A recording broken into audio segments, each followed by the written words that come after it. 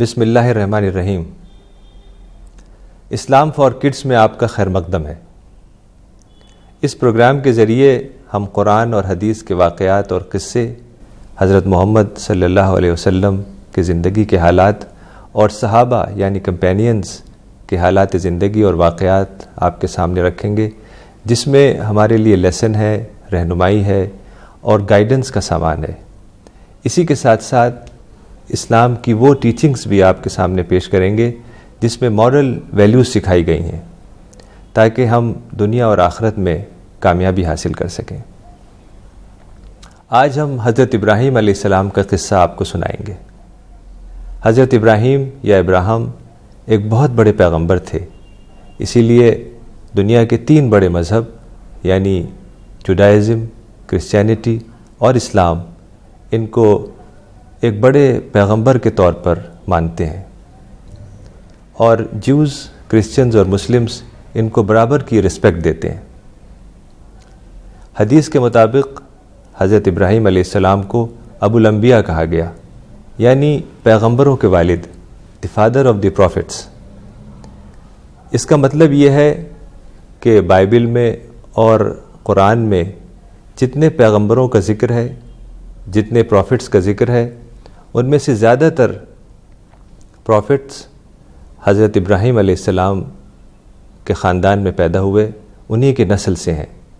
مثلا اسماعیل، اسحاق، یعقوب، یوسف، موسیٰ، ہارون، داؤد، سلیمان، یحییٰ اور عیسیٰ، یعنی اسماعیل، Isaac, Jacob, Joseph, Moses, ایرن، David, Solomon, جان اور جیزس۔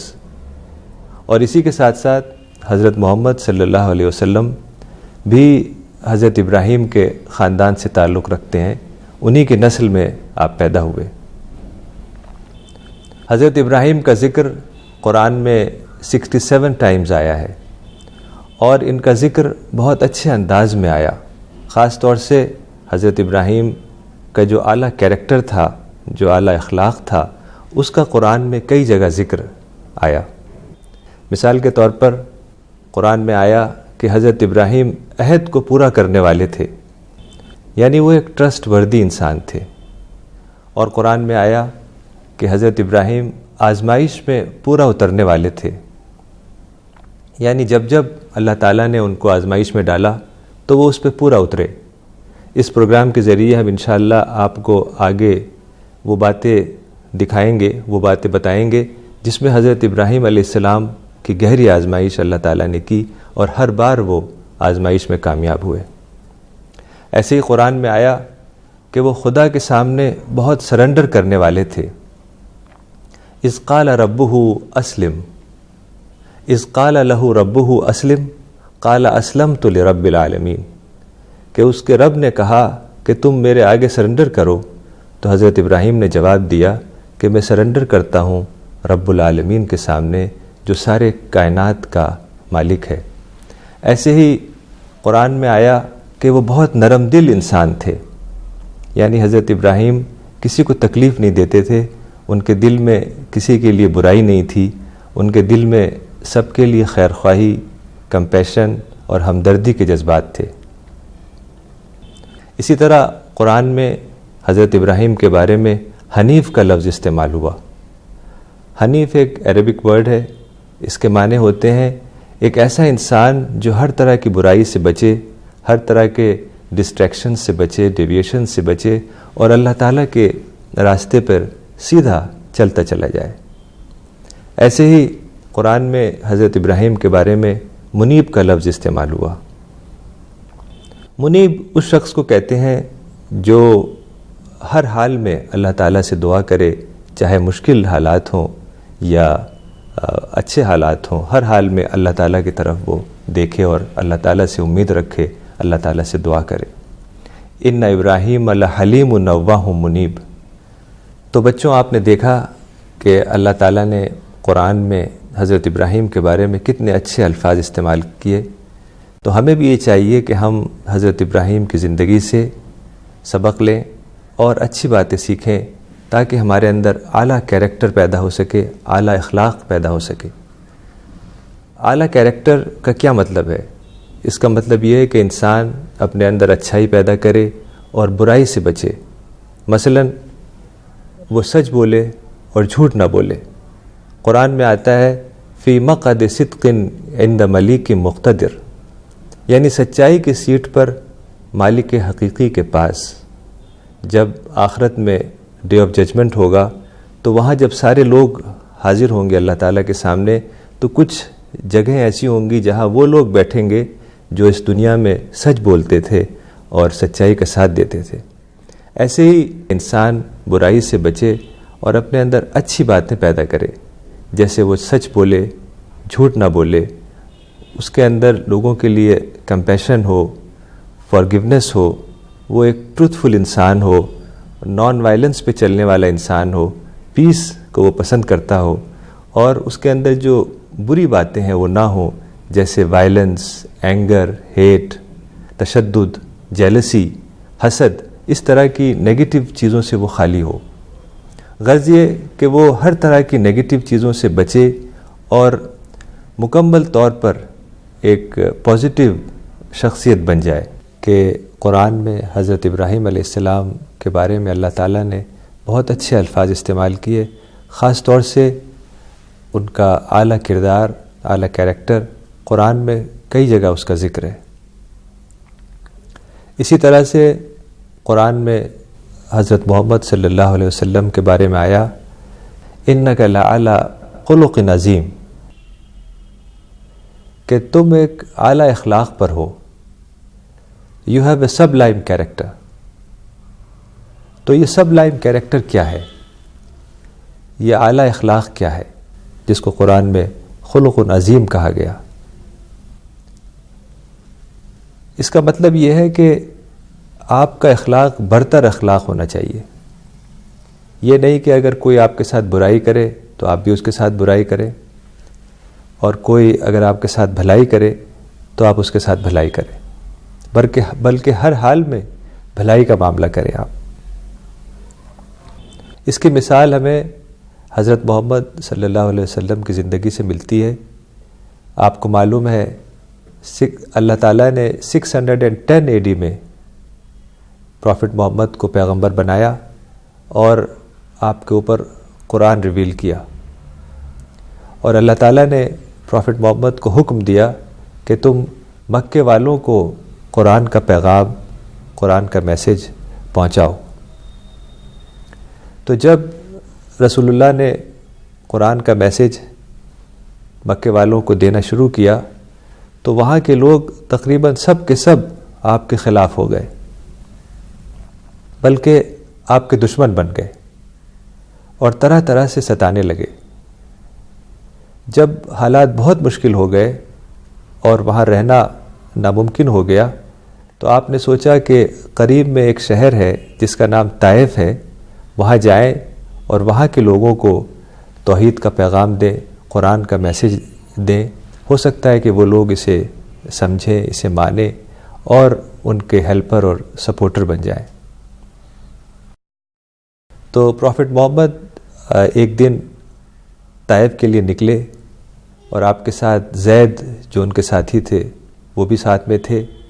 طائف تقریباً مکے سے 100 کلومیٹر دور ایک جگہ ہے جو پہاڑیوں پر ہے، یعنی وہ پہاڑی علاقہ ہے۔ تو اس زمانے میں سواریاں نہیں ہوتی تھی، زیادہ تر سفر پیدل ہوتے تھے۔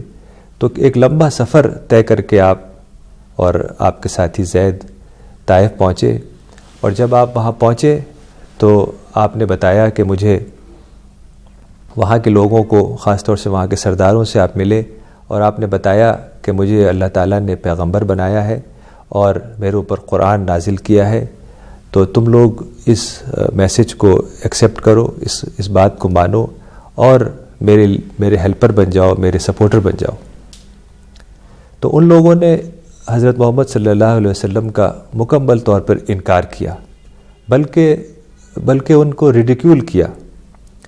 وہ بولے کہ کیا خدا کو تمہارے سوا کوئی اور پیغمبر بنانے کے لیے نہیں ملا تھا؟ تو اس طرح کی باتیں کی انہوں نے، اور کہا کہ آپ ہماری بستی سے نکل جائیں. اور جو سب سے زیادہ بری بات انہوں نے کی وہ یہ کہ شہر کے جو برے نوجوان اور شریر بچے تھے ان سے کہا کہ تم سب ان کے پیچھے پیچھے جاؤ اور انہیں پتھر مارو.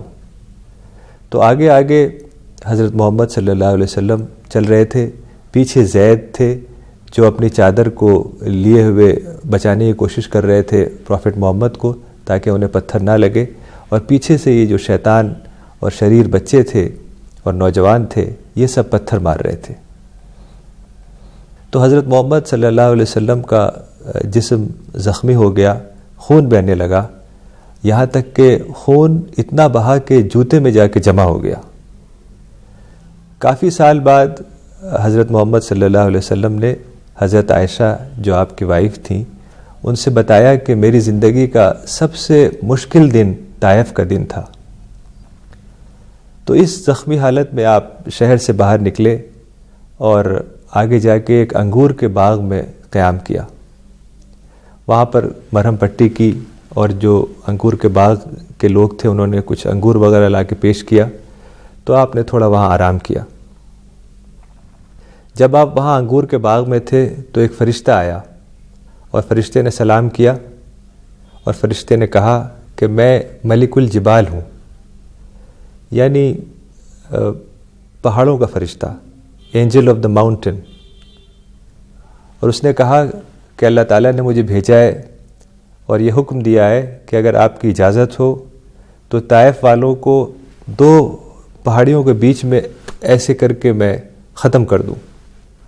طائف دراصل 2 پہاڑیوں کے بیچ میں تھا، ادھر بھی پہاڑ اور ادھر بھی پہاڑ. تو فرشتہ یہ کر سکتا تھا کہ دونوں پہاڑوں کو ایسے کر دے اور طائف والے بالکل پس کے ختم ہو جائیں. لیکن حضرت محمد صلی اللہ علیہ وسلم نے آسمان پہ ہاتھ اٹھایا اور بولے کہ لا یا ربی، نہیں اے میرے رب، میں تو یہ امید رکھتا ہوں کہ ان کے آگے کی جو نسلیں ہوں گی، جو اگلی جنریشنز ہوں گی، وہ اس پیغام کو سنیں گی اور اس کو مانیں گی. یعنی انہوں نے بد دعا نہیں دی، انہوں نے یہ نہیں کہا کہ ہاں تم دونوں پہاڑوں کو ملا کے کچل دو ان کو، بلکہ انہوں نے آگے کی جنریشنز کے بارے میں سوچا، ان کے لیے دعائیں دیں، ہدایت کی دعائیں دیں. تو یہ ہے اعلیٰ اخلاق کہ کوئی شخص آپ کو زخمی کر دے، تکلیف پہنچائے، پھر بھی آپ اس کے لیے ہدایت کی دعائیں کریں. چونکہ جو بلیور ہوتا ہے، جو مومن ہے، وہ ہر حال میں اپنی پازیٹیوٹی برقرار رکھتا ہے، کبھی بھی وہ نیگیٹو نہیں ہوتا. چونکہ اگر اس کے اندر نیگیٹیوٹی آ گئی، برائی آ گئی، تو جو اللہ تعالیٰ کے فیضانات، جو انسپریشنز آ رہے ہیں، حدیث سے ہمیں یہ پتہ چلتا ہے کہ ہر وقت اللہ تعالیٰ انسانوں کے لیے انسپریشنز بھیجتا ہے، فیضانات بھیجتا ہے. لیکن وہ فیضانات اور انسپریشنز صرف وہ شخص حاصل کر سکتا ہے جس کے اندر مکمل طور پر پازیٹیوٹی ہو اور وہ مکمل طور پر ایک پازیٹیو شخصیت ہو، پازیٹیو پرسنالٹی ہو، اور اس کے اندر نیگیٹیوٹی بالکل نیگیٹیوٹی اور وہ نیگیٹیوٹی سے بالکل خالی ہو. چونکہ جب تک کہ ایک انسان پازیٹیو نہیں ہوگا تو وہ اپنی اسپریچولیٹی کو نہیں بڑھا سکے گا، اپنی روحانیت کو نہیں بڑھا سکے گا. یہ ایک مومن کے لیے، ایک بلیور کے لیے بہت ضروری ہے. آئیے اب حضرت ابراہیم کے قصے کو آگے بڑھاتے ہیں. حضرت ابراہیم علیہ السلام 4000 سال پہلے ار کے مقام پہ پیدا ہوئے.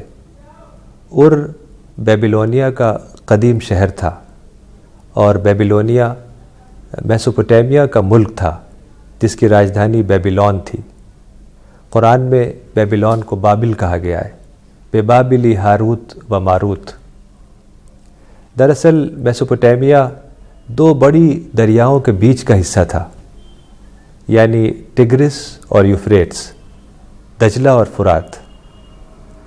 یہ علاقہ اب موجودہ عراق ہے، لیکن اس وقت عراق کے ساتھ کچھ حصہ ایران، ترکی اور سیریا، اور صدیوں سے یہ بات کسی کو معلوم نہیں تھی کہ ار کہاں ہے، یعنی ایک یہ نامعلوم شہر تھا. پھر 1922 میں برٹش میوزیم اور فلیڈیلفیا یونیورسٹی میوزیم کی ایک جوائنٹ ٹیم نے ار کو ڈسکور کیا.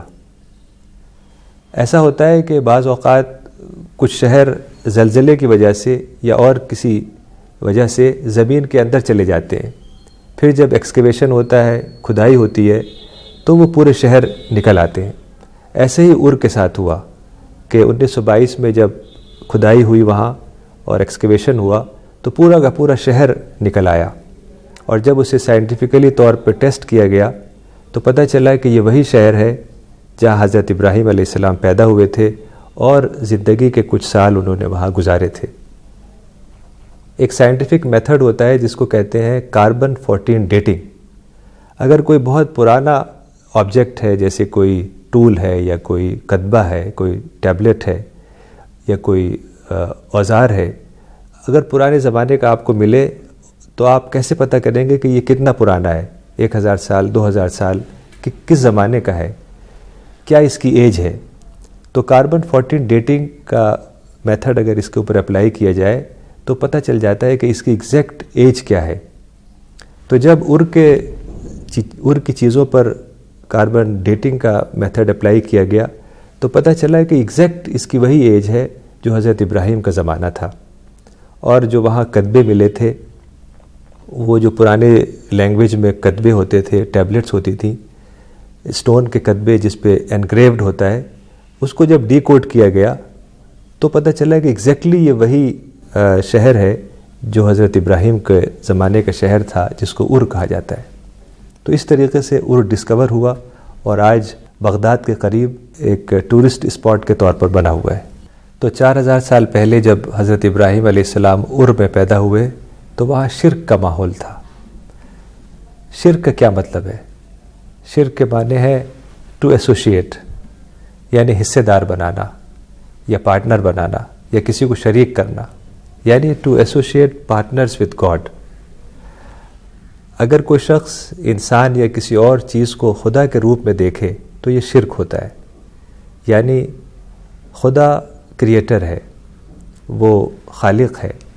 اگر کوئی شخص یہ سمجھے کہ کوئی اور شخص یا کوئی اور چیز خالق ہو سکتی ہے، کریٹر ہو سکتی ہے، تو یہی شرک ہے۔ اسی طریقے سے خدا سسٹینر ہے، ہیلپر ہے، گیور ہے، وہ زندگی دیتا ہے، وہ موت دیتا ہے۔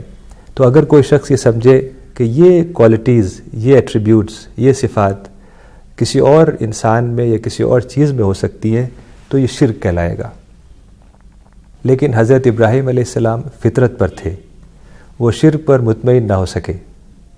انہوں نے ماحول سے ہٹ کر سوچا اور اس غور و فکر نے ان کو ایک سیکر بنا دیا۔ وہ سوچنے لگے کہ اس بڑی کائنات کا خالق کون ہے، کریٹر کون ہے، کس نے یہ یونیورس بنائی، کس نے یہ دنیا بنائی، کس نے انسان کو پیدا کیا، اور انسان کا کیا مقصد ہے۔ Who am I, what is the purpose of my life, what is death, what is life. تو اس طرح کے سوالات ان کے ذہن میں آئے۔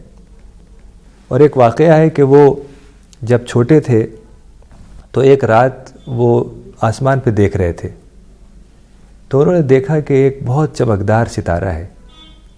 تو وہ بولے کہ لگتا ہے یہی میرا خدا ہے۔ لیکن جب وہ ستارہ ڈوب گیا تو وہ بولے کہ میں ڈوبنے والوں کو خدا نہیں بناتا۔ پھر جب چاند نکلا تو وہ بولے کہ یہ بہت بڑا ہے اور یہ زیادہ چمک رہا ہے، لگتا ہے یہی میرا رب ہے۔ پھر جب چاند بھی ڈوب گیا تو وہ بولے کہ میں ڈوبنے والوں کو اپنا خدا نہیں بناتا۔ پھر اگلے دن سورج نکلا تو انہوں نے سوچا کہ یہ بہت بڑا ہے اور یہ بہت زیادہ چمک رہا ہے، لگتا ہے یہی میرا خدا ہے۔ لیکن جب سورج بھی ڈوب گیا تو وہ بولے کہ میں ڈوبنے والوں کو خدا نہیں بناتا، میں تو صرف اس کو خدا مانتا ہوں جس نے ساری کائنات کو بنایا، جو خالق ہے، جس نے مجھے پیدا کیا اور ہر چیز کو پیدا کرنے والا ہے۔ تو اس غور و فکر نے ان کو، اس غور و فکر سے انہوں نے خدا کی ڈسکوری کی، کریٹر کی ڈسکوری کی۔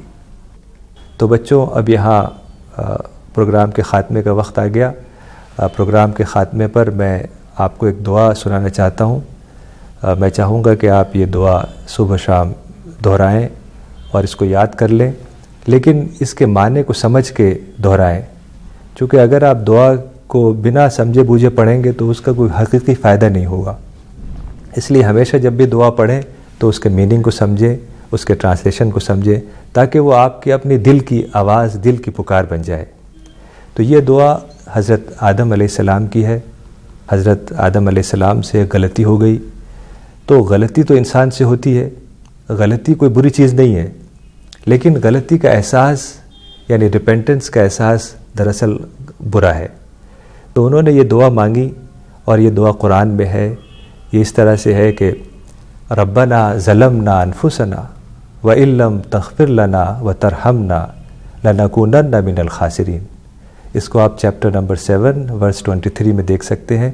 اس کا ترجمہ ہے، اے ہمارے رب، ہم نے اپنی جانوں پر ظلم کیا، تو اگر تو ہم کو معاف نہ کرے گا اور ہم پر رحم نہ کرے گا تو ہم بڑے گھاٹے والوں میں سے ہو جائیں گے۔